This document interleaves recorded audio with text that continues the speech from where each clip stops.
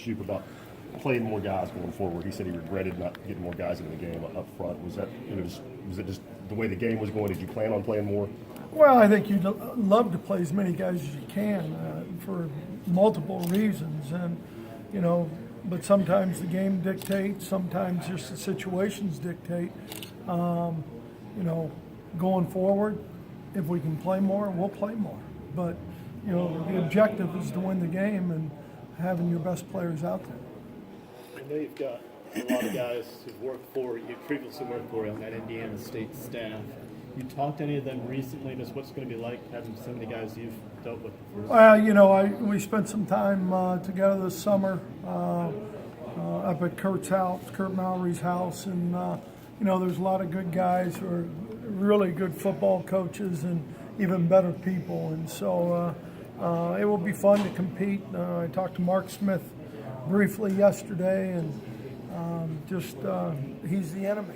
So we're not going to talk until maybe right before the game, and then we're going to compete like heck. Do you talk to him regularly, or do you talk to him? Yeah, I talk to Smitty probably as much as anybody. And the thing at Mallory's house, that was this summer with all the Indiana State staff? Yeah. Yeah. Okay.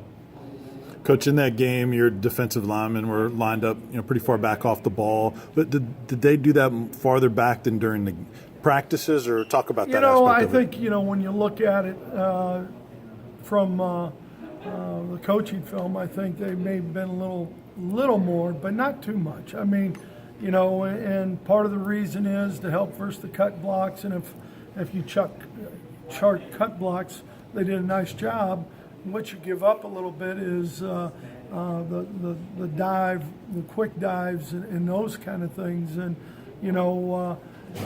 I thought overall they played the cut block pretty well, but we got to be a little stronger at point of attack. How different were they from what you saw on tape of them going in? I thought the big guard, 71.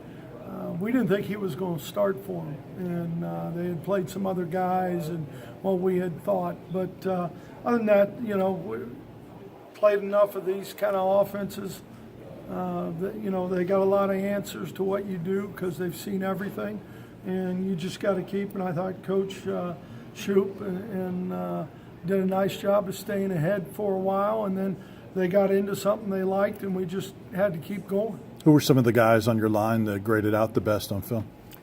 Well, I thought John played well. Jonathan played well. I thought, Darryl made some big plays.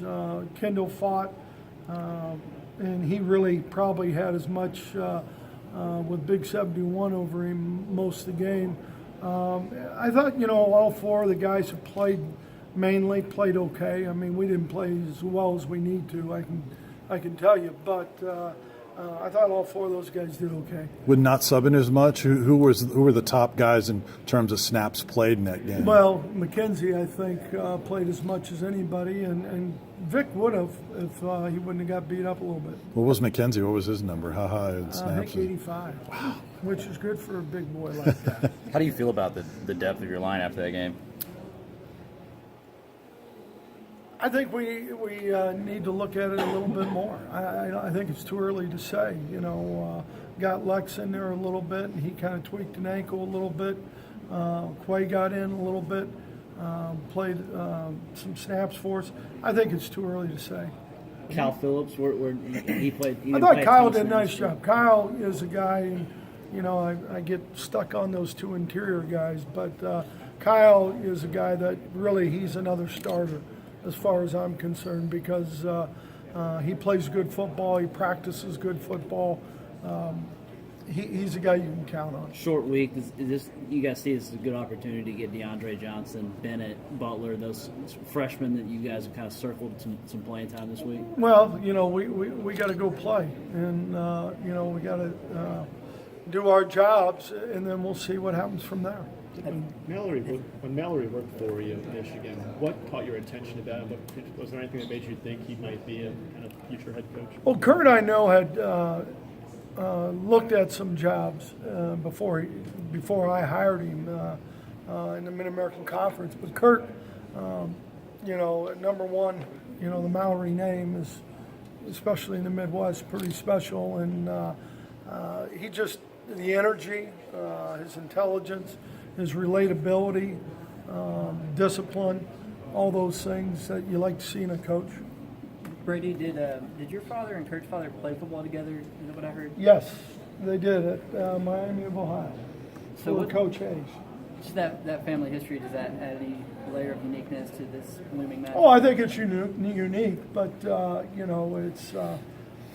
it's Tennessee versus Indiana State, so that's the cool thing about it.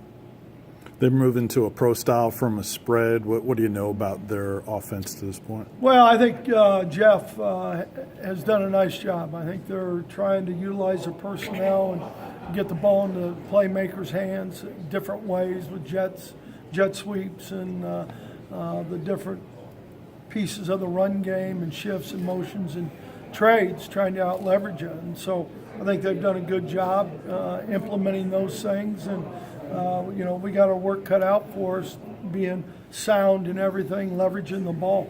Obviously, you haven't taken actual reps against Indiana State, but knowing all these guys that are on the staff, does that give you any type of advantage going in? I don't know. I think Jeff has grown offensively. Hecklinski and Daryl Funk does a good job with the offensive line, and he did for us too. So I don't know if that gives you any really insight to what their mindset is. Where's the alert, the red alert, high alert on these FCS teams beating some of the FBS programs, and how much are you warning your guys about that kind of stuff? Well, the upsets are in the mind of the favorite, and Coach Carr used to say that all the time. And we got to prepare. Doesn't matter who we play. We got to get better. We have to improve.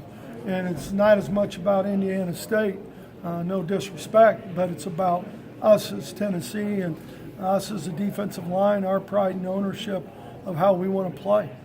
Brady, it's a little harder to draw conclusions about the way your line played, given the uniqueness of that offense.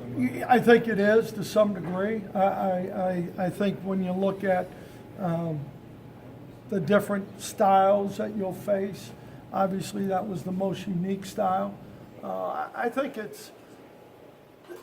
there's obviously blocks we could play better, be more physical. You can see those things, maybe not chase at the right angles to the football, finishing plays. But, from the uniqueness of the discipline, which the ends did a pretty good job, because those guys with their eyes and the loops and the veers and those kind of things, we were pretty good, pretty much on point. We got to do a better job of spilling blocks.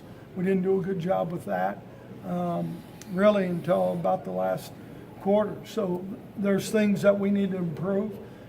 Is it tough to, compare what they do to traditional football to some degree? I think it's a little hard to say where we're at. This is your first game with Tennessee on the sideline. What did you think about just the whole chemistry of the coaching staff and working as a unit on the sidelines together in your first time? I thought it was good. I thought everyone, stayed in their lane, did their job.